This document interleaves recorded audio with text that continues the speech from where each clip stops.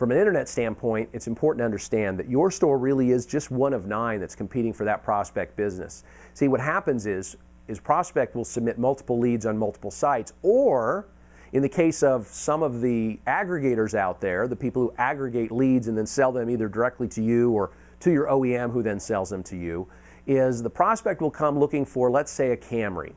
And the website will give them 3 to 5 Toyota dealers in which to compete for their business, right? And so I can select, let's say I select 3 Toyota dealers and I click submit. Well, guess what? Those aggregators will come back and say, hey, it's great that you've got Toyota dealers competing for your business, but did you know that people who like the Camry also like the Chevy Malibu and the Honda Accord? Would you like to have Honda and Chevy dealers compete for your business? And see, I only need to say yes a couple of times, and now suddenly 9 dealers have my information. But only 1 dealer gets to sell me a car if I'm that prospect. And so your store needs to understand that. Whenever you're dealing with an internet prospect, you have to assume that you're one of 9. If you have an appointment-driven culture, you're going to increase the chances that that prospect buys from you. Now, one thing about appointment-driven cultures is they don't pay for passive sales. They pay for appointments. So what do I mean by passive sales? I mean when your team says things like, be sure and ask for me.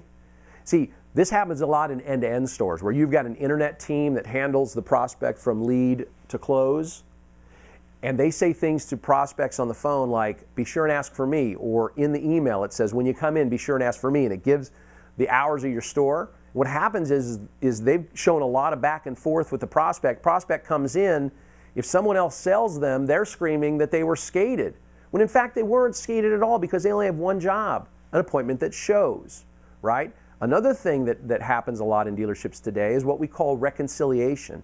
This is where your team at the end of the month or even at the end of the day will look and say, oh, Barbara Jones bought a car from us today.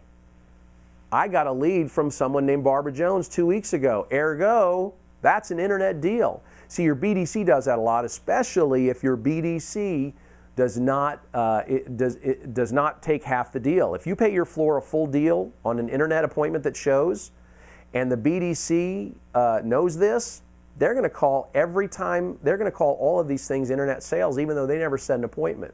That's called reconciliation. And stores with true appointment cultures don't pay for passive sales like, hey, be sure and ask for me, and they don't pay for reconciled deals where the appointment wasn't created. See, you need to create a definition of an internet sale in your store, and it needs to be very firm. Now, my definition is this. An internet sale represents a unit sold to a pre-scheduled, kept appointment that initiated from an internet source, internet phone, internet email. That's an internet sale. So what about?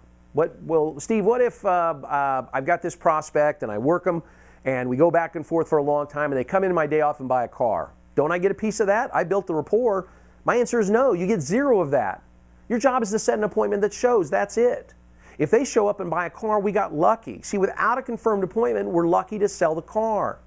I'll give you some quick math. Let's assume we have 2 average competitors selling the same brand that we do, and both of them set an appointment with an internet prospect. Well, guess what? What are our chances that that internet prospect will come by and see us after their 2 appointments? It's very low. If they're average, the first one's going to sell them 50% of the time. There's only half a chance that they're going to show up at the second dealership. And that one's going to sell them 50% of the time if they do show up. See, there's only a 25% chance that they'll even show up at our dealership. And when they do, because they're traditional up, we're going to close them 9 to 20% of the time. That means out of every 100 prospects who show up for an appointment at dealership A, 50 of them make it to dealership B, only 25 of them make it to see us, and we only sell 5 of them.